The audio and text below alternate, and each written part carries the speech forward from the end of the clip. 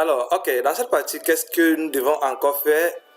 Il nous a demandé cette fois-ci, bon, nous avons déjà complété. Vous avez vu tout ce que nous avons tapé dans le routeur. Ils ont commencé par quoi? Interface pas 0, 10. Bon, pour nous, c'était 1, 0. Bon. Après, encapsulation et puis la REST IP et exit. Nous avons complété pour le second. Donc, vous faites la même chose. Vous remplacez ici par 2, vous remplacez ici par 2, vous remplacez ici par 2. Et donc, par la suite, ici, on vous demande de faire quoi? On vous demande paramétrer les passerelles par défaut sur les postes des VLAN, direction et atelier. Donc ça veut dire que bon, je peux appeler ici direction et puis ici j'appelle atelier. Donc on me demande de paramétrer par défaut dans on a demandé de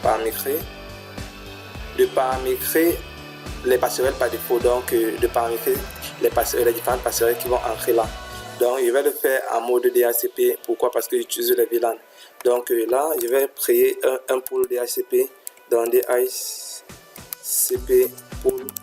Je vais d'abord appeler pour le premier net pour network et puis dans network VLAN 10. Et maintenant dans ce VLAN 10, je vais créer un réseau network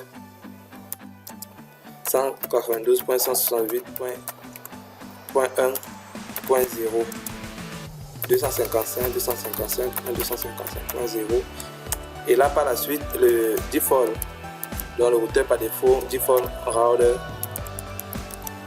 je vais lui donner 192.168.1.254. donc le routeur par défaut doit être celui que j'ai encapsulé, c'est lui qui va me permettre de pouvoir attribuer automatiquement à ce VLAN les adresses IP. Donc là je valide et puis on m'a demandé je vais aussi mettre directement le serveur puisque je veux communiquer avec le serveur dans DNS serveur 89.0.0.2 et puis il peut aussi mettre le domaine name, donc domaine name. Mais on ne vous a pas demandé tout ça, donc vous n'avez pas besoin de mettre le domaine name, donc www.p2ans.com. donc c'est pas obligé, donc on vous a pas demandé, c'était seulement pour montrer que bon, il était aussi possible de le faire. Et puis je vais exit, donc je vais recréer ce même pool mais cette fois-ci avec le VLAN 20. donc ce qui fait que le network je n'ai qu'à changer ici 1 en 2. Par la suite le default routers, je vais changer en 2 et le domaine name, puisque les deux vont communiquer avec le même serveur, donc du coup je n'ai pas besoin. Et enfin bon, si je veux aussi le nom de domaine, bon bref, voilà. Donc si je fais ça, ça veut dire que tout s'est bien passé. Et puis si je viens automatiquement à ce niveau, si je viens au niveau de cette machine et que je viens au niveau de desktop, je pars dans IP configuration et j'active le DHCP, vous voyez que tout s'est bien passé. Donc c'est de même que le routeur va attribuer à chaque VLAN une adresse IP automatique en fonction de ce qui a été prédéfini. Donc voilà.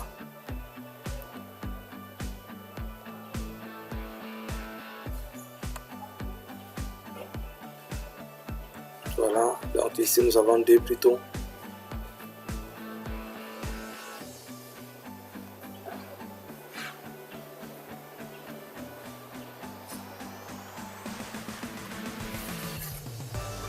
Voilà. Ok, donc tout s'est bien passé. Par la suite, qu'est-ce qu'on demande? Bon, on vous a demandé de paramétrer. Bon, nous avons déjà paramétré la direction et les ateliers. Et par la suite, maintenant, on vous demande de procéder au test de connectivité. Ok, donc voyons un peu comment tout ceci fonctionne. Alors dans Packet Tracer, on demande dans un premier temps de tester la source, c'est la direction 1 pour la direction 2. Donc je me rends au niveau de Packet Tracer, j'active mon outil de visualisation et puis je me rends au niveau de paquet, je prends direction 1 pour direction 2. Alors on me dit que oui, tout se passe correctement. Par la suite, qu'est-ce que je fais? On m'a aussi demandé, on me demande aussi de direction X pour atelier X.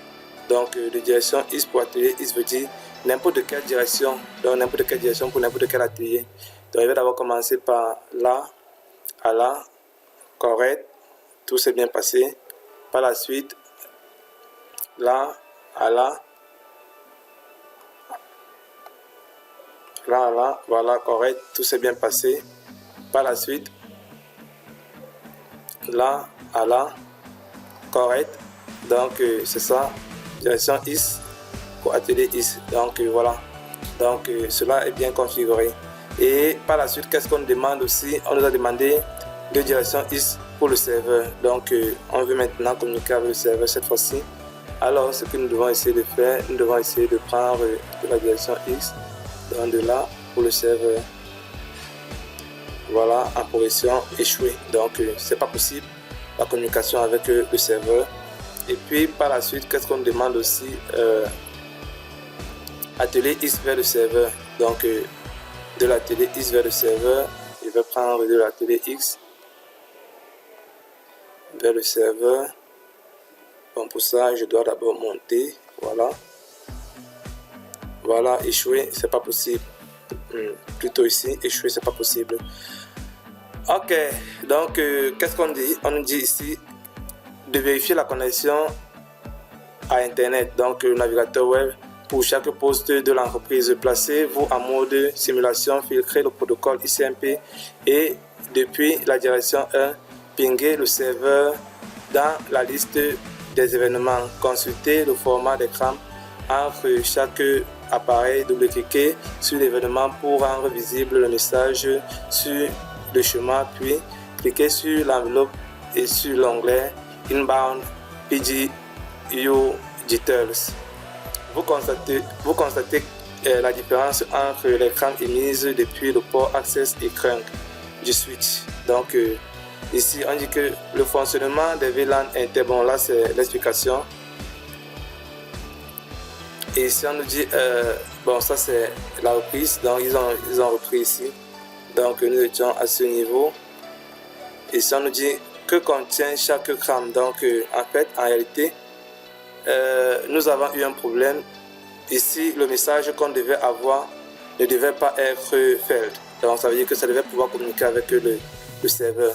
Donc, je vous donne rendez-vous pour la prochaine vidéo pour que nous essayons de voir comment faire en sorte que ces deux réseaux communiquent avec le serveur. De la deuxième fiche, donc, comme je disais tantôt, j'espère que vous comptez bien. Et alors ici, nous devons un peu essayer de voir comment fonctionne le logiciel. Il y a déjà cela où vous vidéo éditeur.